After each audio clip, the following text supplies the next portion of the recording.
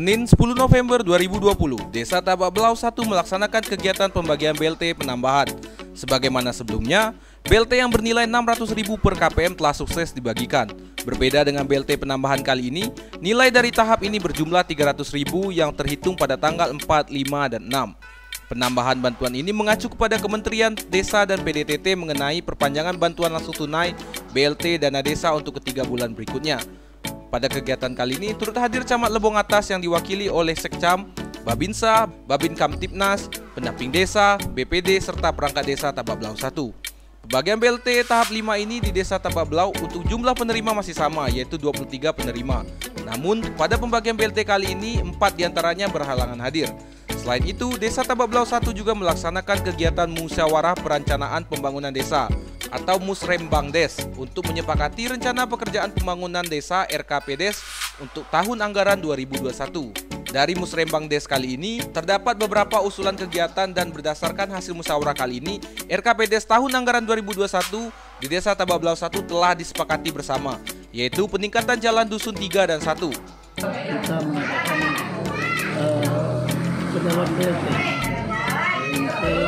untuk tahap kelima Desa Wisata anggaran 2021.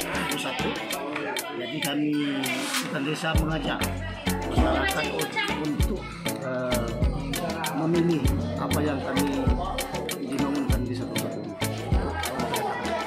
Istilahnya agar Hutan Desa selalu Hutan Desa dari kabupaten atau dari provinsi kami tetap selalu membangun desa. Sekarang Musrembang Desa untuk penetapan pembangunan untuk 2021.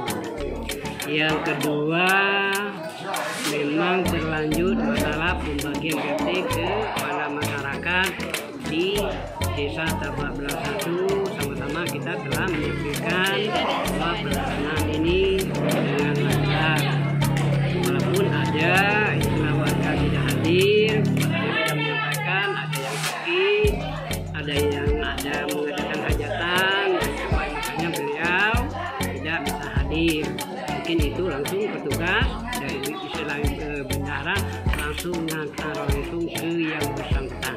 Bersama-sama, jadi tidak ada unsur keterpentingan dari perangkat desa ataupun BPD. Jadi semua usulan untuk kedepannya itu merupakan hasil musyawarah kita secara bersama-sama.